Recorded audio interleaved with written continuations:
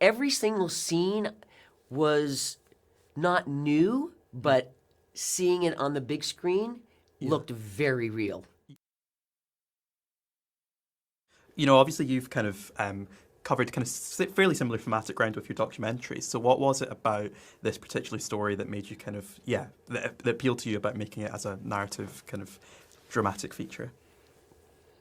Well, Jimmy and I love stories about people who push the boundaries of what's possible. Yeah.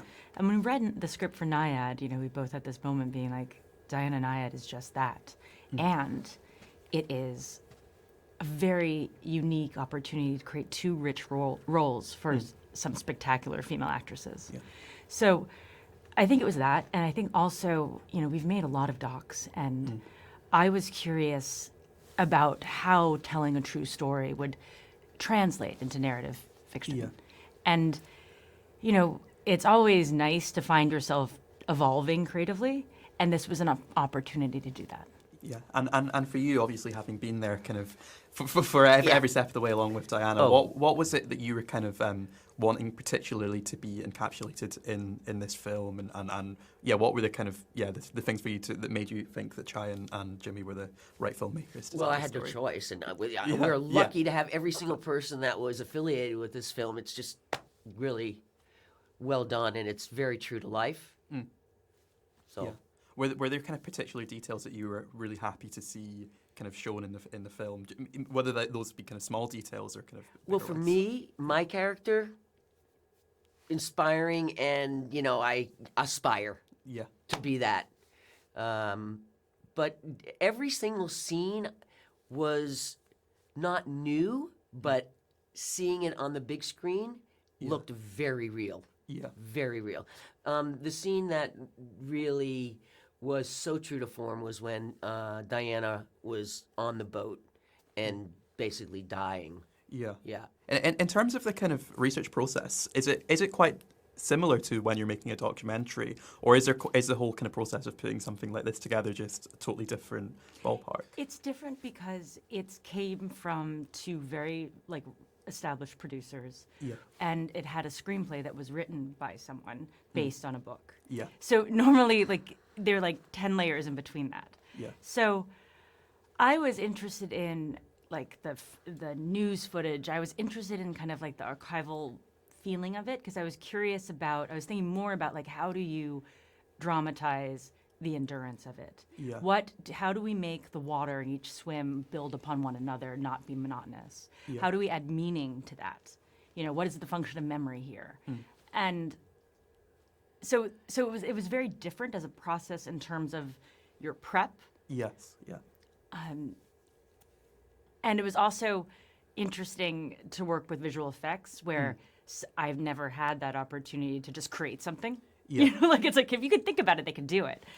So it was different. I would say the assembling of it is very similar. Yeah. The movie doesn't necessarily represent the script perfectly because you still have that flexibility in an edit to play with things, try things. Yeah. I thought that kind of scene with the yellow brick road and that, I thought that was so interesting and kind of not maybe what you'd expect to see in a film like this. Was that quite important for you to have those kind of flourishes that you couldn't maybe do in a documentary? Absolutely. I mean, I think it was an opportunity. So those two hallucinations are based on real hallucinations Diana Nyad had. Yeah. But for us, they function also as a moment of levity and humor. Yeah.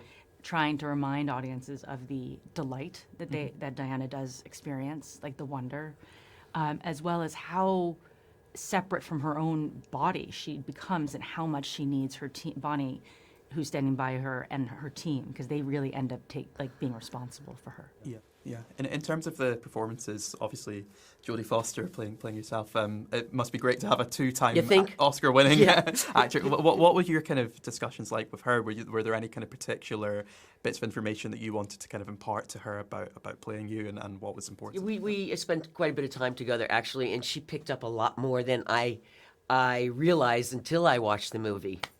I was telling Chai that I was sitting there watching, and then I was sitting there just like this. And I saw Jodie do this. I said, oh, maybe I do that a lot. And then I saw her do it again, so I guess that's something I do.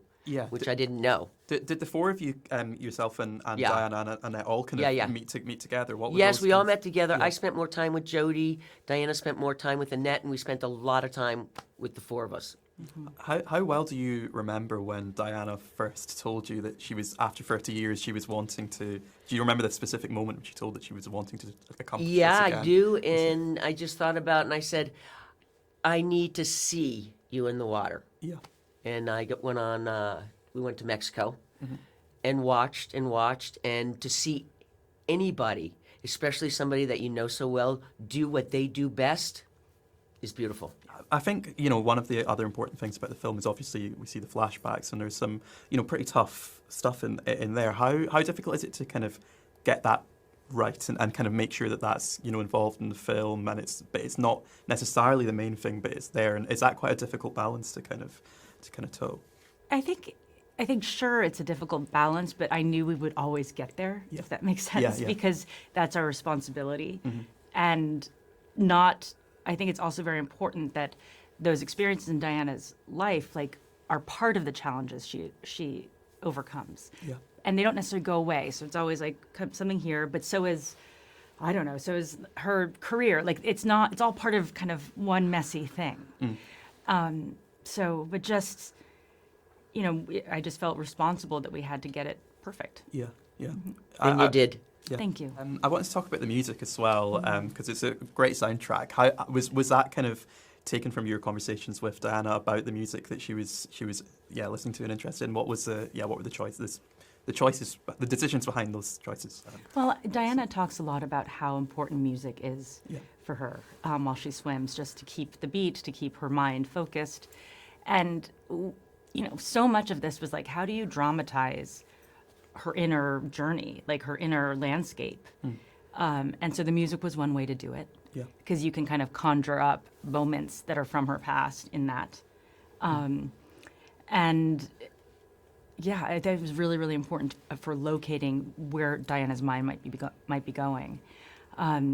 It also, the score plays a very different role from the needle drops. Where it has to work more thematically and help us build and help us make associations emotionally. Yeah. But the needle drops really are about conjuring, or trying to dramatize what's going on in Diana's brain and kind of the emotions of those songs and what she associates with them. Yeah.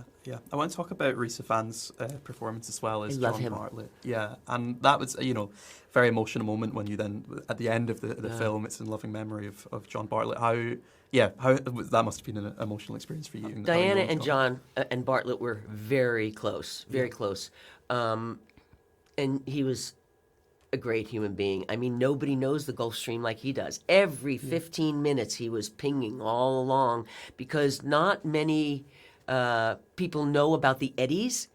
And when you're swimming 2 miles an hour and the boat has to go 2 miles an hour, it is not easy.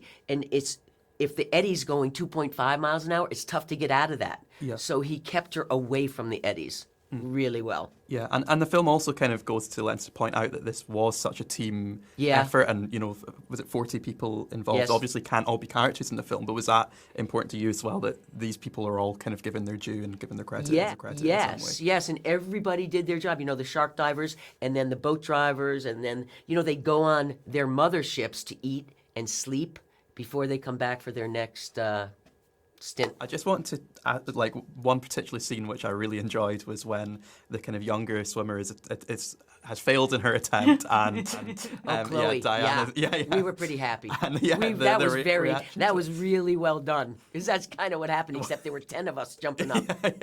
But and it's a really funny scene as well. Was that important to have that kind of a comic element to this as well? Sure, and I think it also, the Chloe McCardle scene really also underlines the complexity of Diana's character, in that she really wants to win, so much so that she's like, where's the box jellyfish where you use it? And yes, she's joking, but there's truth in every joke.